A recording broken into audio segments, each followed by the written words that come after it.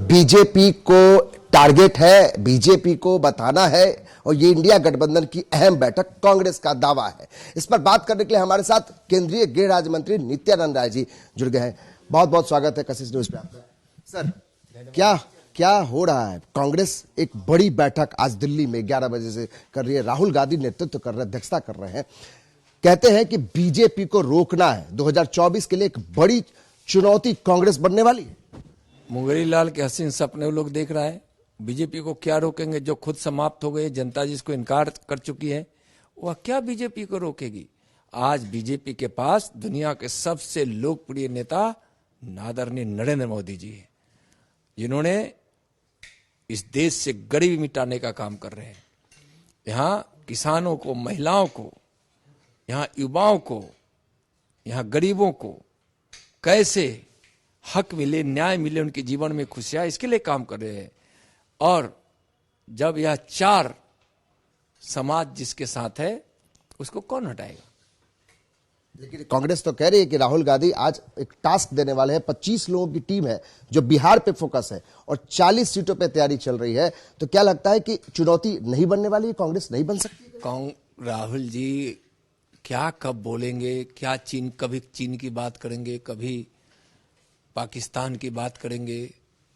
वो हिंदुस्तान की बात नहीं करते। हिंदुस्तान में आते हैं तो कांग्रेस की बात करते हैं, जो कांग्रेस समाप्त हो गई। मोदी जी के नेतृत्व में विकास की गंगा जो उनके भगीरथ प्रयास से बढ़ रही है, जो इस देश के गरीबों के घरों में खुशियां पहुंचा रही है, वह योजना, उसके सारे लोग आज खुशी के माहौल में जो जीना सीखा है, वह आगे भी वैसे खुशी अपनी जिंदगी में चाहते हैं। बच्चों की पढ़ाई चाहते हैं, घर में कोई बीमार पड़े तो दवाई चाहते हैं। वैसे लोग आज नरेंद्र मोदी जी को अपना मसीहा माने। इस गरीब के मसीहा को कोई नहीं पराजित कर सकता। नीतीश कुमार, नाराजगी है नीतीश कुमार को, हालांकि वो सफाई दे रहे हैं कि हम नाराज नहीं है। क्या लगता है कि यह सही मौका है कि बीजेपी की नजर नीतीश कुमार पे भी है? बीजेपी की नजर देश सेवा, गरीब सेवा, वंचित सेवा, सर्व सेवा में है। पुराने मित्र हैं नीतीश जी। उन्होंने तो धोखा दिया है ना बीजेपी को, बिहार को, बिहार के विकास को। इसलिए बिहार की जनता भाजपा को चाहती है। 2024 में 40 सीट जिताएगी एनडीए भाजपा को, और 2025 में भाजपा एनडीए की सरकार बनाएगी। आप लोग लालू परिवार को टारगेट क्यों कर रहे हैं? दावा है कि भाई आरजेडी के लोग कह रहे हैं कि आप लोग लगातार लालू परिवार को परेशान कर रहे हैं। कभी ईडी भेजते हैं, कभी आईटी भेजते हैं। भारतीय जनता पार्टी के टारगेट में वह सब है जो बिहार को बदनाम, बिहार को बर्बाद कर रहा है।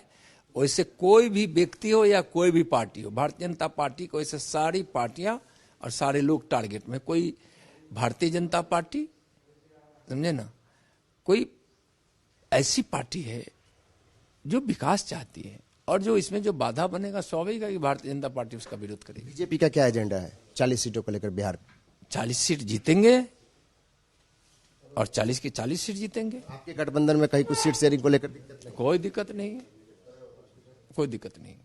अच्छा, एक आखिरी सवाल कि आखिर लगता है कि जिस तरीके से जेडीयू के अंदर में राष्ट्रीय कार्यकारिणी की बैठक होने वाली है, कुछ चर्चाएं ऐसी चल रही हैं कि कुछ फेरबदल होने वाला है। क्या इस पर भी नजर है आप लोगों की? उनका विषय है, उनका विषय, उनसे पूछिए, वह जाने। बीजेपी की नजर नहीं? कोई मतलब नहीं है बीजेपी को। बीजेपी अभी भी नहीं चाहती है कि नीतीश कुमार अगर आपके पास आना चाहे तो उनको स्वीकार करेंगे? बीजेपी चाहती है बिहार का विकास, बिहार से बेरोजगारी मिटे। बीजेपी यह चाहती है। और देश जो आज माननीय प्रधानमंत्री जी के नेतृत्व में आत्मनिर्भर बन रहा है, उसमें बिहार का बड़ा योगदान हो। थोड़ा सॉफ्ट हुए हैं आप लोग नीतीश कुमार? बिहार के लोग भाजपा की सरकार बनाना चाहती है। 25 में या 24 में 40 सीट जिताना चाहती है। नीतीश कुमार अभी भी मंजूर नहीं है। भाजपा को चाहिए बिहार का विकास, बिहार का वैभव, बिहार से बेरोजगारी समाप्त हो।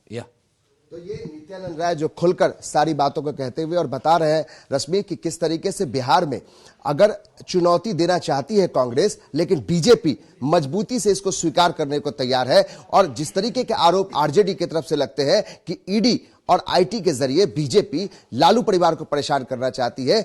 इस पर भी खुलकर नित्यानंद राय जी ने बताया कि जो कुछ भी आरोप है वो बेबुनियाद है। जिस तरह के हालात बिहार में बने हैं और पिछले सालों साल से जिस तरह के घोटाले हुए हैं, उसमें बीजेपी कहीं इस रोल में नहीं है। जिन्होंने जो कुछ किया है, आईटी और ईडी उन पर कार्रवाई कर रही है।